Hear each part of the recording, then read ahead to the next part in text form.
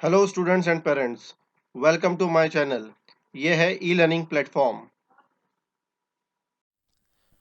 आज हम बात करेंगे हिस्ट्री के chapter number 1 sources of history यानी इतिहास के स्रोत के बारे में। We studied ancient Indian history last year. This year we are going to study the medieval period of Indian history, broadly the period from the 9th century CE till the end of the 18th century CE is considered to be the medieval period of Indian history. In this lesson we are going to study the sources of medieval history. पिछले साल यानी 6th standard में हमने प्राचीन भारतीय इतिहास के बारे में पढ़ा था। इस साल हम पढ़ने जा रहे हैं भारतीय इतिहास का मिडिवल पीरियड यानी मध्यकाल। मोटे तौर पर 9th सेंचुरी सीई यानी 9वीं शताब्दी से 18th सेंचुरी सीई यानी 18वीं शताब्दी के आखिर तक भारतीय इतिहास का मिडिवल पीरियड यानी मध्यकाल माना जाता है। इस चैप्टर में हम पढ़ेंगे सोर्सेस ऑफ मिडिवल हिस्ट्री यानी मध्यकाल इतिहास के स्रोत। History gives us a chronological, scientific and systematic account of past event. इतिहास हमें पास्ट इवेंट्स का क्रोनोलॉजिकल, साइंटिफिक और सिस्टमेटिक तरीके से सारी डिटेल्स प्रोवाइड कराता है। यहाँ क्रोनोलॉजिकल का मतलब है घटनाओं का एक रिकॉर्ड, जिस क्रम में या ऑर्डर में वो पेश आए थे। Four factors are very important from the view point of history. They are individual, society, place and time. History must be based on authentic evidence और proof. This proof are known as the sources of history. चार factors बहुत important है, महत्वपूर्ण है इतिहास के view point से, दृष्टिकोण से। वो है व्यक्ति, समाज, स्थान यानी जगह और समय यानी वक्त। इतिहास भरोसेमंद या विश्वसनीय सबूतों पर आधारित होनी चाहिए। इन सबूतों को इतिहास के स्रोत यानी सोर्सेज ऑफ हिस्ट्री के रूप में जाना जाता है। Let us classify this sources into material sources, written sources and oral sources to learn more about them. Let us also evaluate the sources of history. आइए इन स्रोतों को यानी सोर्सेस को क्लासीफाई यानी इन्हें वर्गीकृत करेंगे, इन्हें बांटेंगे। मटेरियल सोर्सेस, रिटन सोर्सेस यानी लिखित स्रोत, और ओरल सोर्सेस यानी मौखिक स्रोत, ताकि हम उनके बारे में ज़्यादा जान सके।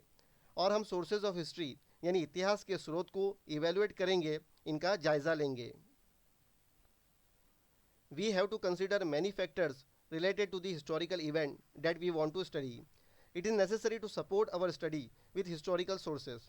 These sources have to be verified. We have to see whether they are authentic. It is necessary to use these sources judiciously and only after a critical analysis. हमें कई फैक्टर्स पर विचार करना होगा, गौर करना होगा, जो ऐतिहासिक घटनाओं से संबंधित है, जुड़े हुए हैं, जिनकी हम जांच करना चाहते हैं। हमारे अध्ययन को, जांच को हिस्टोरिकल सोर्सेस यानी ऐतिहासिक स्रोतों से सपोर्ट करना ज़रूरी है। इन सोर्सेस को वेरीफाइड करना यानी जांचना, परखना ज़रूरी है। हमें ये देखना होगा कि ये सोर्सेस ऑथेंटिक है यानी सच्चे है या नहीं। इन सोर्सेस को जुडिशियसली यानी समझबूझ के साथ और क्रिटिकल एनालिसिस यानी डिटेल एग्जामिनेशन और इवेल्युएशन करने के बाद इस्तेमाल करना चाहिए। अब जानेंगे कुछ मटेरियल सोर्सेस यानी physical sources. Forts, memorials, buildings, cave sculptures, inscriptions, coins and copper plates. Forts have an important place among material sources. Some major types of forts are hill forts, forest forts, sea forts, and forts on the plains. Monuments include samadhis, graves, virgala, and buildings include palaces, ministerial mansions, queen quarters, ranivasa, and also houses of common people. They all provide insights about that period. Looking at them, we come to know about the development of architecture, the economic conditions, the quality of art, the style of the building construction, and people's standard of living in that particular period. Material sources में fort यानी किलों का महत्वपूर्ण स्थान है। कुछ प्रमुख प्रकार के किले हैं: पहाड़ी किले, जंगल के किले, समुद्री किले और मैदानी किले। मॉन्यूमेंट्स यानी स्मारकों में समाधि, कब्र, वीरगाला, और इमारतों में महल, मंत्रियों की हवेली, रानी का क्वार्टर यानी रानीवास और आम लोगों के घर भी शामिल है। अब समझते हैं मॉन्यूमेंट्स का मतलब। एक मशहूर व्यक्ति या घटना को मनाने के लिए बनाई गई एक मूर्ति, इमारत या कोई स्ट्रक्चर। अब समझते हैं समाधि किसे कहते हैं। एक मृत व्यक्ति की याद में उनके दफन स्थान पर बनाया गया एक मॉन्यूमेंट यानी स्मारक। अब समझते हैं वीरगाला किसे कहते हैं। इन्हें शहीद के पत्थरों के रूप में जाना जाता है। ये परिवार या स्थानीय ग्रामीण द्वारा मरे गए गुमनाम सैनिकों की याद में बनाए जाते थे। ये सभी उस वक्त के बारे में सटीक और गहरी समझ प्रदान कराते हैं। इन्हें देखने पर हम डेवलपमेंट ऑफ आर्किटेक्चर यानी वास्तुकला के विकास, इकोनॉमिक कंडीशन यानी आर्थिक स्थिति, क्वालिटी ऑफ आर्ट यानी कला की गुणवत्ता, style of the building construction यानी भवन के निर्माण की शैली, और पीपल स्टैंडर्ड ऑफ लिविंग यानी लोगों के जीवन स्तर उस पर्टिकुलर वक्त में कैसे थे, ये पता चलता है। The coins made by different rulers using metals like gold, silver, copper are important sources of history. From these coins, we learn about the rulers, their period, governance, religious ideas, personal details, etc. Similarly, we also learn about the financial transaction and economic conditions prevailing at that time. We also see how far metallurgy had advanced in that period. From the images of Ram Sita on the coins of Emperor Akbar or Shiva Parvati on the coins of Hyder Ali, we see the religious coordination of those days. The Peshwas used the Arabic or Persian language on their coins. This throws light on the use of language in that period. अलग अलग rulers यानी हुक्मरां द्वारा सोने, चांदी, तांबे जैसे धातुओं का इस्तेमाल करके बनाए गए सिक्के इतिहास के महत्वपूर्ण यानी अहम स्रोत है, सोर्सेस है। इन सिक्कों से रूलर्स यानी शासकों, हुक्मराओं के बारे में पता चलता है, उनके वक्त, शासन, हुक्मरानी, धार्मिक विचार, पर्सनल डिटेल्स यानी व्यक्तिगत विवरण एक्सेट्रा। इसी तरह हम उस वक्त के फाइनेंशियल ट्रांजैक्शन यानी लेन देन और इकोनॉमिक कंडीशंस यानी आर्थिक स्थितियों के बारे में पता चलता है। हम ये भी देख पाते हैं कि उस वक्त में मेटलर्जी यानी धातु विज्ञान कितना आगे बढ़ चुका था। शहनशाह अकबर के सिक्कों पर राम सीता की तस्वीरें या हैदर अली के सिक्कों पर शिवा पार्वती की तस्वीरें पाई जाती थी। इससे उस वक्त के रिलीजियस कोऑर्डिनेशन यानी धार्मिक तालमेल के बारे में पता चलता है। पेशवाओं ने अपने सिक्कों पर अरबी या फारसी भाषा का इस्तेमाल किया था। इससे रोशनी पड़ती है यानी पता चलता है कि उस वक्त किस भाषा का इस्तेमाल किया जाता था। An inscription is a carving on a stone or a wall, etc. For example, the inscription found in the Brihadishwara temple premises in Tanjavur. Many inscriptions of the period of Chalukya, Rashtrakuta, Chola, and Yadav kings have been found. An inscription is considered to be a very important and reliable source of history. It helps us to understand features like the language, script, social life of a period. Inscriptions carved on sheets of copper are known as copper plates. Royal edicts, verdicts, etc. are inscribed on copper plates. Inscription का मतलब होता है carving या नक्काशी करके कुछ लिखना या बनाना किसी हार्ड सरफेस पर, जैसे कि पत्थर या दीवारों पर। एग्जाम्पल के लिए तंजावुर में बृहदीश्वरा मंदिर के प्रीमाइसेस यानी परिसर में पाए गए इंस्क्रिप्शन, इन्हें हिंदी में कहते हैं शिलालेख। चालुक्य, राष्ट्रकूता, चोला और यादव राजाओं के इंस्क्रिप्शन मिले हैं। इंस्क्रिप्शन को सोर्सेज ऑफ हिस्ट्री यानी इतिहास के स्रोत में काफ़ी इम्पोर्टेंट यानी अहम और रिलायबल यानी भरोसेमंद, विश्वसनीय माना जाता है। इससे हमें उस वक्त की भाषा, लिपि, सामाजिक जीवन जैसी विशेषताओं को समझने में मदद मिलती है। तांबे की शीट पर उकेरे गए शिलालेख यानी नक्काशी इंस्क्रिप्शन को कॉपर प्लेट्स के रूप में जाना जाता है। एडिक्स का मतलब होता है ऑफिशियल ऑर्डर, शाही फरमान, फैसले एक्सेट्रा को कॉपर प्लेट्स पर लिखा जाता था। Written sources. We learn about the significant historical events in the medieval period from sources like the writing style of scripts like Devanagari, Arabian, Persian, Modi, etc. As also from the varieties of different languages, Bhurjapatras, religious manuscripts, treatises, edicts, decrees, biographies, paintings, etc. We can gather information about the food items, attire, conventions, and rules of conduct of the people, festivals, and about people life, etc. from these sources.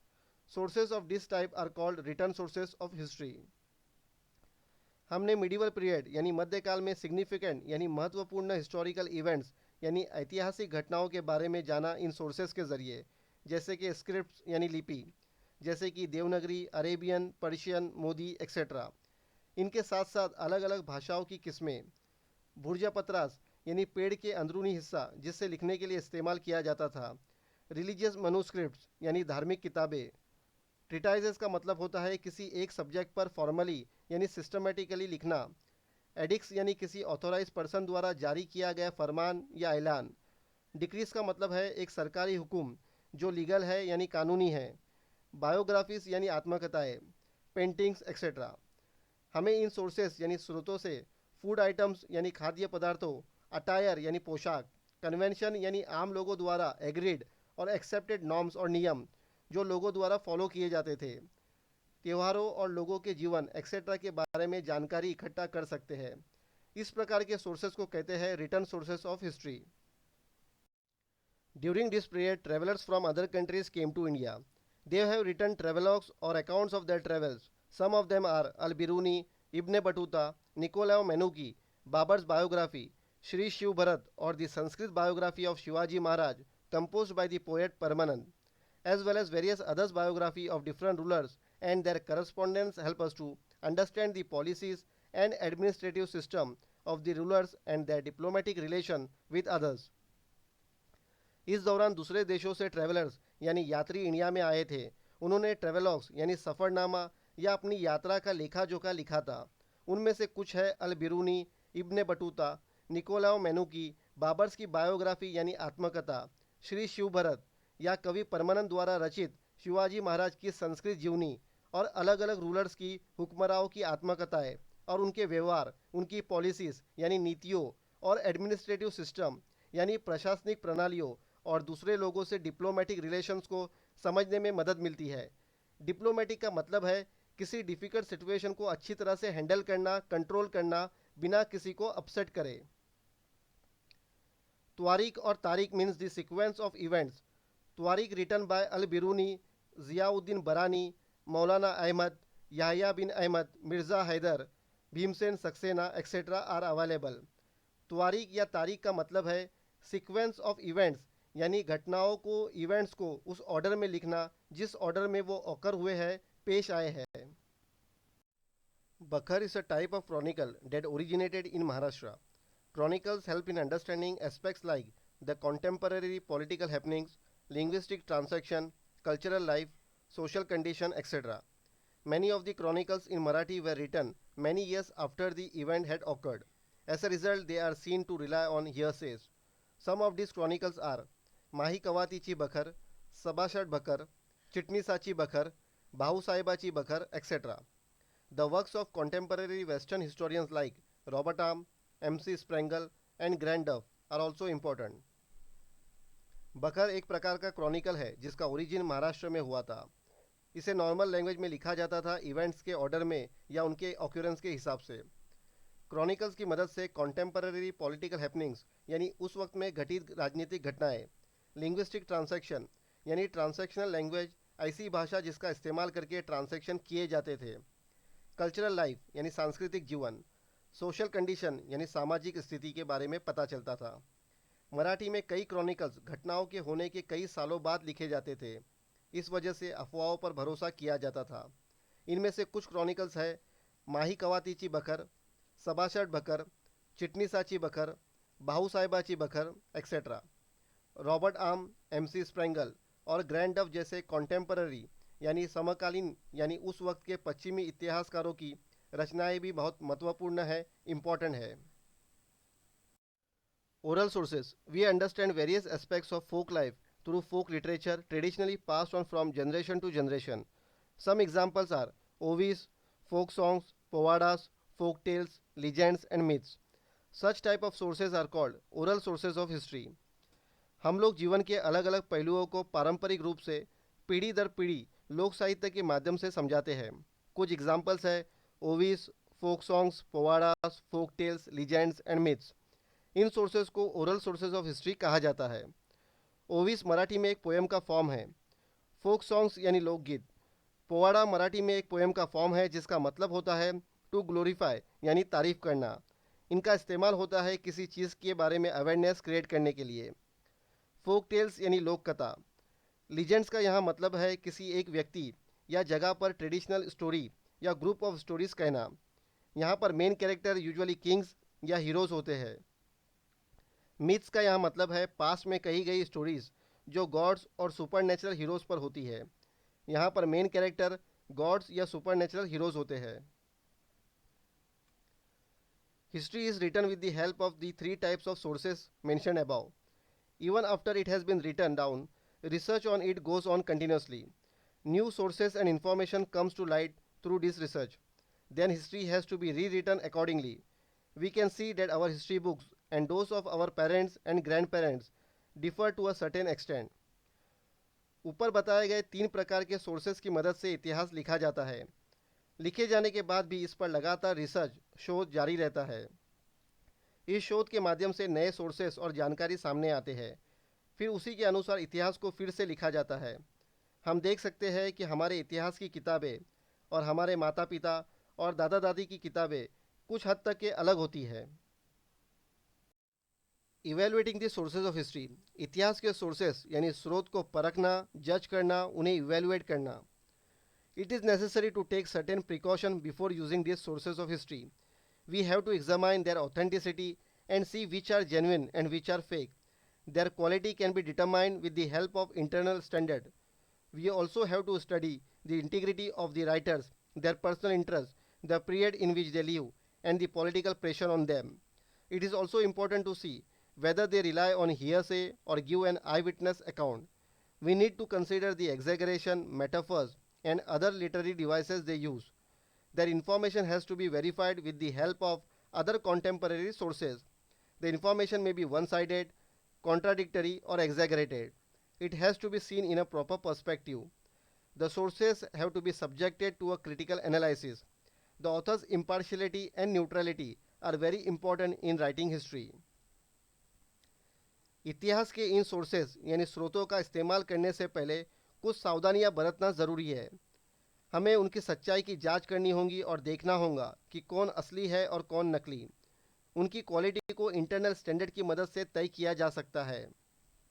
हमें writers यानी लेखकों की ईमानदारी, सच्चाई का भी ध्यान रखना होगा. उनके पर्सनल फ़ायदे यानी व्यक्तिगत हित, जिस वक्त में वो रहते थे और उन पर राजनीतिक दबाव कितना था. यहाँ ये भी देखना इम्पॉर्टेंट है कि क्या वे सुनी सुनाई बातों पर भरोसा करते थे या आई विटनेस का लेखा जोखा देते थे. हमें गौर करना होगा कि कितना चीज़ों को बढ़ा चढ़ा कर लिखा गया है और कितना उसमें ड्रामा ऐड किया है. उनकी जानकारी को वेरीफाई यानी जांचना परखना होगा किसी कॉन्टेम्पररी सोर्सेज की मदद से यानी उस वक्त के दूसरे सोर्सेज के साथ. ये जानकारी एक तरफा, कॉन्ट्राडिक्टरी, विरोधाभासी यानी अपोजिट, या एग्जैगरेटेड यानी बढ़ा चढ़ाकर कहा गया हो, इसे सही नज़रिए के साथ देखना जाना चाहिए. सोर्सेज यानी सूत्रों को क्रिटिकल एनालिसिस किया जाना चाहिए यानी राइटर्स के ओपिनियन को इवेलुएट करना चाहिए, उसे जांचना चाहिए, परखना चाहिए. इतिहास लिखने में लेखक की इम्पार्शियलिटी और न्यूट्रलिटी बहुत इंपॉर्टेंट है, यानी ऑथर किसी के फेवर या अगेंस्ट में नहीं होना चाहिए. शुरू करते हैं क्वेश्चन आंसर्स. यहाँ हमें सोर्सेज ऑफ हिस्ट्री के नेम को कंप्लीट करना है. फर्स्ट है लीजेंड, सेकंड है तारीख, थर्ड है बखर, फोर्थ है पोवाड़ा, फिफ्थ है इंस्क्रिप्शन और सिक्स्थ है मॉन्यूमेंट. फर्स्ट क्वेश्चन है what do monuments include. Monuments में क्या शामिल है. चैप्टर एक्सप्लेन करते वक्त मैंने ये समझाया था कि मॉन्यूमेंट्स किसे कहते हैं. एक मशहूर व्यक्ति या घटना को मनाने के लिए बनाई गई एक मूर्ति, इमारत या कोई स्ट्रक्चर. आंसर है monuments include samadhis, graves, veeragala and buildings. Second question है व्हाट इज़ तारीख. तारीख क्या है. आंसर है अ तारीख और twarikh is a sequence of events. त्वारीख या तारीख का मतलब है सीक्वेंस ऑफ इवेंट्स यानी घटनाओं को, इवेंट्स को उस ऑर्डर में लिखना जिस ऑर्डर में वो ऑकर हुए थे, पेश आए थे. थर्ड क्वेश्चन है what qualities of the author are important in the writing of history. इतिहास लिखने में लेखक में क्या क्वालिटीज़, गुण या खूबियाँ इंपॉर्टेंट है, अहम है. Answer author impartiality and neutrality are important in the writing of history, यानी ऑथर को किसी के फेवर या अगेंस्ट में नहीं होना चाहिए. थर्ड क्वेश्चन है find the odd man out. First है material sources, written sources, unwritten sources, oral sources. यहाँ ऑड मैन आउट है unwritten sources. Second monuments, coins, cave sculpture, stories. यहाँ ऑड मैन आउट है stories. Third bhurjapatras, temples, treatises, paintings. यहाँ odd man out है temples. Fourth ovis, tarikhs, folktales, myths. यहाँ odd man out है tarikhs. Fourth explain the following concept. Material sources. Answer material sources are the artifacts and structure. Forts have an important place among the material sources. Monuments and buildings provide insights about the period. The coins made by different rulers are also an important material source. Chaityas, viharas, temples, churches, mosques, agyaris, dargahs, maqbaras, gurudwaras, monuments, sculptures, wells, minarets, village boundaries and gates, weapons, utensils, ornaments, clothes, wells, decorative articles, toys, implements, musical instruments are also material sources of history. Material sources है कलाकृतियाँ और structure यानी संरचनाएं ढांचे. Material sources में fort यानी किलों का इम्पोर्टेंट यानी महत्वपूर्ण स्थान है. मॉन्यूमेंट्स यानी स्मारक और इमारतें उस वक्त के बारे में जानकारी प्रदान कराती है. अलग अलग रूलर्स यानी शासकों हुक्मरानों द्वारा बनाए गए सिक्के भी एक इम्पॉर्टेंट मटेरियल सोर्सेस है. चैत्यास, विहारास, मंदिर, चर्च, मस्जिद, अग्यारी, दरगाह, मकबरे, गुरुद्वारे, स्मारक, मूर्तियाँ, कुएं, मीनारे, गांव की सीमाएं और द्वार, हथियार, बर्तन, आभूषण यानी जेवर, कपड़े, कुएं, सजावटी सामान, खिलौने, इम्प्लीमेंट्स यानी औजार, म्यूजिकल इंस्ट्रूमेंट इतिहास के मटेरियल सोर्सेस है. Second, return sources. Answer. Written sources includes Bhurjapatras, religious manuscripts, treatises, edicts, decrees, and biographies written in Devanagari, Arabic, Persian, and Modi scripts. Documents of the proceeding in court of the king, the judicial verdicts and orders, genealogies and shakauli, correspondence and chronicles like Twarik and Bakars are also written sources.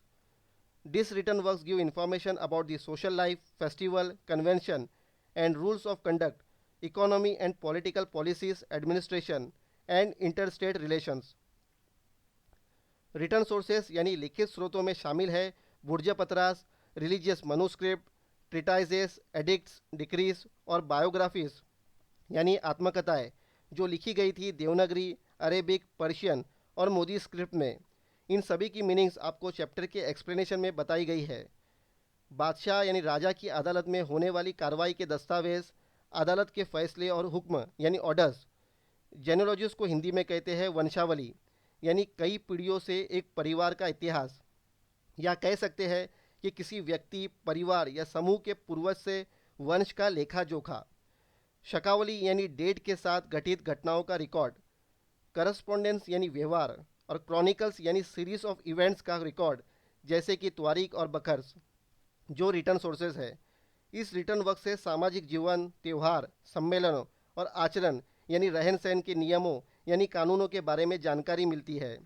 Economy and political यानी अर्थव्यवस्था और राजनीतिक, policies यानी नीतियाँ और administration यानी प्रशासन, और इंटरस्टेट यानी अंतर्राज्यीय संबंध यानी रिश्तों के बारे में पता चलता है. थर्ड क्वेश्चन है oral sources. Oral sources means the folk literature traditionally passed on from generation to generation. Ovis, povadas, folk songs, folk tales, legends, myths, gatha, shlokas, abhangas, proverbs are called oral sources of history. Some of the oral sources have been written down after research. This conversion work is going on continuously and new information that come to light is added. Oral sources का मतलब है पारंपरिक रूप से पीढ़ी दर पीढ़ी तक फोक लिटरेचर यानी लोक साहित्य को पहुंचाना.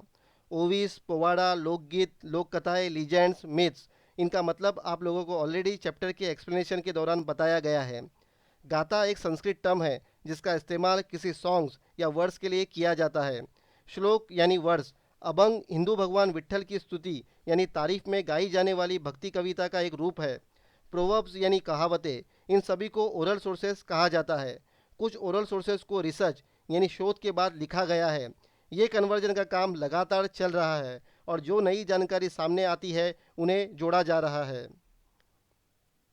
फिफ्थ क्वेश्चन है, is it necessary to evaluate sources of history? Give your opinion. Sources of history को इवेल्युएट करना, जायज़ा लेना, उन्हें परखना ज़रूरी है. अपना ओपिनियन दे यानी अपनी राय दे. Answer. In my opinion it is necessary to evaluate the sources of history. The reason thereof are as follows. मेरी राय में सोर्सेज ऑफ हिस्ट्री को इवेल्युएशन करना ज़रूरी है. उसके रीज़न है. फर्स्ट पॉइंट है, there are genuine sources as well as fake sources. Their authenticity can be determined with the help of internal standards. असली सोर्सेज के साथ साथ नकली सोर्सेज भी हैं. उनकी ऑथेंटिसिटी यानी सच्चाई इंटरनल स्टैंडर्ड के हिसाब से डिटरमाइन यानी तय की जा सकती है. सेकेंड पॉइंट है, it is necessary to determine the integrity, impartiality and neutrality of the authors by knowing their personal interests, the period during which they lived, and political pressures on them. Authors की integrity यानी ईमानदारी, impartiality और neutrality की जांच करना बहुत ज़रूरी है। यानी ऑथर किसके फेवर या अगेंस्ट में नहीं होना चाहिए। उनके पर्सनल फ़ायदे यानी व्यक्तिगत हित जिस वक्त में वो रहते थे और उन पर राजनीतिक दबाव कितना था। थर्ड पॉइंट है some authors rely upon hearsay and some give eye witness account. Hearsay may be an exaggerated account. The writer may use metaphors and other literacy devices which may be misleading. कुछ author सुनी सुनाई बातों यानी अफवाहों पर भरोसा करते थे और कुछ आई विटनेस का लेखा जोखा देते थे। अफवाहों को और बढ़ा चढ़ाकर लिखा जा सकता है और कुछ लेखक चीज़ों को बढ़ा चढ़ाकर लिखेंगे और उसमें ड्रामा ऐड करेंगे और हमें गुमराह कर सकते हैं। उनकी जानकारी को वेरीफाई यानी जांचना परखना होगा किसी कॉन्टेम्परेरी सोर्सेज की मदद से यानी उस वक्त के दूसरे सोर्सेज के साथ। फोर्थ पॉइंट है इंफॉर्मेशन में बी वन साइडेड, कॉन्ट्राडिक्टरी और एग्जैगरेटेड। ये जानकारी एक तरफा, कॉन्ट्राडिक्टरी यानी विरोधाभासी यानी अपोजिट, या एग्जैगरेटेड यानी बढ़ा चढ़ाकर कहा गया हो। फिफ्थ पॉइंट है it's need to be seen in proper perspective and critically evaluated. इसे सही नज़रिए से देखा जाना चाहिए। सोर्सेस यानी सूत्रों का क्रिटिकल एनालिसिस होना चाहिए यानी राइटर्स के ओपिनियन को इवेल्युएट करना चाहिए यानी उसे जांचना परखना चाहिए। सिक्स्थ क्वेश्चन है write why in your words. A stone inscription is considered to be an authentic source of history. एक पत्थर के इंस्क्रिप्शन यानी शिलालेख को इतिहास के एक प्रामाणिक यानी सच्चा ऑथेंटिक स्रोत माना जाता है। Answer a stone inscription is considered to be an authentic source of history because an inscription is a carving on a stone or a wall. Inscription एक पत्थर या दीवार पर बनाई गई नक्काशी है। A stone rock inscription gives detail about language, script and social life of the period. एक पत्थर चट्टान पर इंस्क्रिप्शन उस काल की भाषा, लिपि और सामाजिक जीवन के बारे में बताता है। The inscription found in the Brihadeeswara temple in Thanjavur date of Chalukya, Rashtrakuta, Chola and Yadav kings are authentic source of history. Thanjavur के बृहदीश्वरा मंदिर में पाए गए इंस्क्रिप्शन यानी शिलालेख चालुक्य, राष्ट्रकूटा, चोला और यादव राजाओं के इतिहास के ऑथेंटिक यानी प्रमाणिक स्रोत है। Second question oral sources reveals various aspects of people lives. Oral sources लोगों के जीवन के अलग अलग पहलुओं को हमारे सामने लाता है। Answer oral sources reveals various aspect of people lives because folk literature is mostly passed on from generation to generation. लोक साहित्य पीढ़ी दर पीढ़ी पहुंचाया जाता है। It narrates their life, beliefs and economic condition. ये उनके जीवन, बिलीफ्स यानी विश्वासों, मान्यताओं और आर्थिक स्थितियों के बारे में बताता है। Ovis and abhangas reveal their religious beliefs. Ovis और अभंगास से उनके धार्मिक मान्यताओं के बारे में पता चलता है। Folk tale are about the mythological heroes whom the common people admire. लोक कथाएं उन पौराणिक नायकों के यानी हीरोज के बारे में है जिनकी आम लोग प्रशंसा करते हैं, उन्हें एडमायर करते हैं, जैसे कि अर्जुन महाभारत का हीरो है। दोस्तों इस वीडियो को देखने के लिए थैंक यू। इस वीडियो को ज़्यादा से ज़्यादा शेयर करें, लाइक करें और इस चैनल को सब्सक्राइब करें।